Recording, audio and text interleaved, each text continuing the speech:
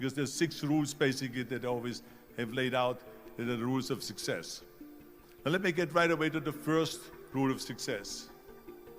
The first rule of success is to have a vision. You see, if you don't have a vision of where you go, and if you don't have a goal where you go, you drift around and you never end up anywhere.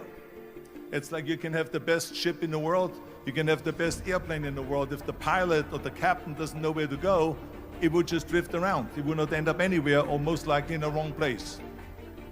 I couldn't see myself becoming a farmer or a worker in a factory or anything like that, even though my parents wanted me to stay there and have a normal life. My father wanted me to become a police officer like he was. My mother wanted me just to stay there and marry a girl with the name of Heidi, hopefully, and have a bunch of kids and run around like the Van Trapp family in The Sound of Music. But that was their vision, not mine. My vision was totally different. I felt that I was born for something special, for something unique, for something big. I want to become a bodybuilding champion just like Reg Park. I want to get into movies just like Reg Park. And I want to make millions of dollars and be rich and famous just like Reg Park.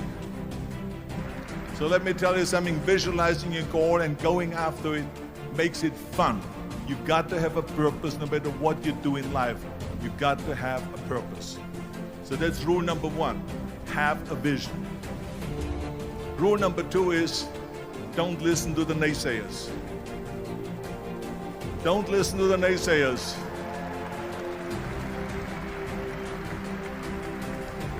Everything I ever did, the thing that I heard out of people's mouth was, that's impossible. That can't be done. Or no. I remember when I wanted to be a bodybuilding champion, including my parents and everyone else around me, said this is impossible.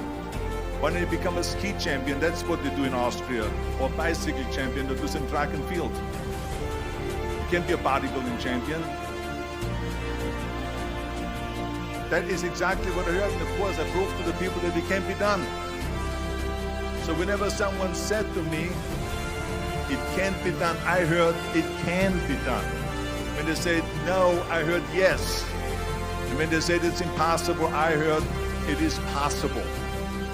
Because I am a strong believer. I'm a strong believer what Nelson Mandela said, that everything is always impossible until someone does it. Well, I'm going to be the one, I said to myself, I'm going to do it and I'm going to show it to them. Maybe it has never been done before. That's perfectly fine with me. But I'm going to do it. And I did not listen to the naysayers. So this is why I say don't listen to the naysayers. And the next thing, the third point that I'm going to make to you is, before we sit down with Jürgen and talk about the rest of the 3, is work your ass off. There is no magic pill. There is no magic out there. You cannot get around. You have to work and work and work. I can tell you, I've watched the day for half an hour, Jürgen and his wife that put on this show, this great event here. They worked their ass off to put this together. All year long they work and they work and they work. This does not come together by itself. When people say we don't have the time, we have 24 hours a day. We sleep 6 hours a day, so that gives you still 18 hours. And there's someone shaking their head out here in front. They say probably, I don't sleep 6 hours, I sleep 8 hours, right? Or just sleep faster. So we have 18 hours a day. The average person works around 8 to 10 hours.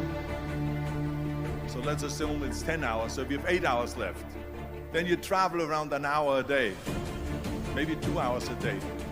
So now you have still 6 hours left. So what do you do with these 6 hours? So you got to work hard. I mean, let me tell you something. When I went to America, I went to college. I went and worked out 5 hours a day, and I was working on construction. Because in those days in bodybuilding, there was no money. I didn't have the money for food supplements or anything. So I had to go to work. So I worked in construction. I went to college. I worked out in the gym, and at night from 8 o'clock at night to 12 midnight, I went to acting class 4 times a week. So I did all that. There was not one single minute that I wasted. And this is why I'm standing here today. I became very friendly with Muhammad Ali in the 70s. And Muhammad Ali worked his butt off. And I saw it firsthand.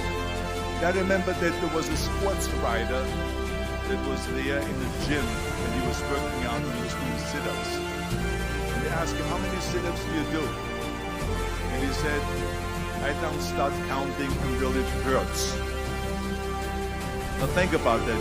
He doesn't start counting his sit-ups until he feels pain. That's when he starts counting. That is working hard.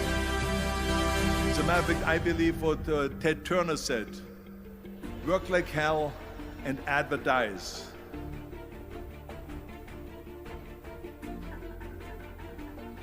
You get it? Work like hell, go to bed, and early to rise, work like hell and advertise. So you work your ass off, and then you let the world know about your work. That's what it is all about.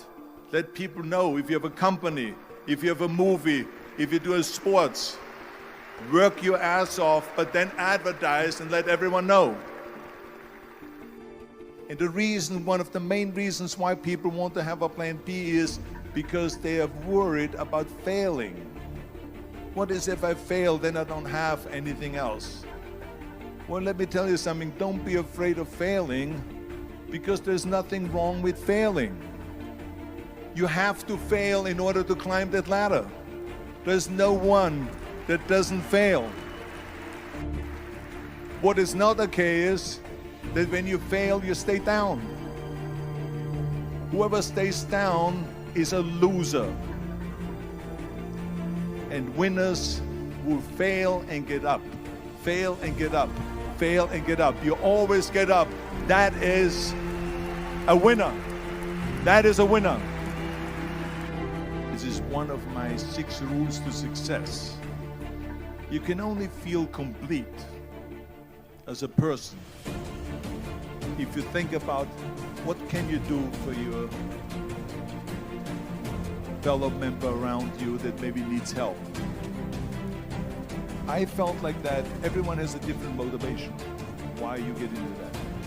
I was an immigrant going to America, and I saw how America was the most generous country in the world. I mean, they opened up their arms to me, they helped me, they invited me for Thanksgiving dinner. The people, they brought me, the bodybuilders in the gym brought me plates to my apartment because I had no plates, I had no silverware, I had no bedware, I had no pillows, I had no blanket, I had no TV, I had no radio, I had nothing. They brought it to my apartment. Then, of course, when 2003 happened, where there was a governor's race in California, I said to myself, now is my chance to jump in there and to really give everything. And people said to me, says, are you crazy to run for governor? When you're governor, he says, you cannot go and make movies anymore. I said, well, duh. I mean, I know that you can't run the state and make movies. Of course not. He says, well, you would lose all these millions of dollars. I mean, you're getting 20, 25, $30 million a movie, you will lose that. I say, I don't care. I say, all the money that I made is because of America. My success is because of America. Everything that I've accomplished is because of America. I say, so for me now to give something back for 7 years and not to make money makes no difference to me. I say, I'm going to do it. And I jumped in the end of the race and did it. And let me tell you something. I'm not poor because those 7 years I didn't get paid. I'm perfectly fine. And it made me feel good that I could give back to America. I remember that everything I did, I always needed help. Think about it when someone says, Arnold, you're the greatest self-made man. I said, you can call me anything you want. You can call me Arnie, you can call me Schwarzi, you can call me Terminator, you can call me Governator, but don't ever call me self-made man. I said, because I did not get to that point by myself.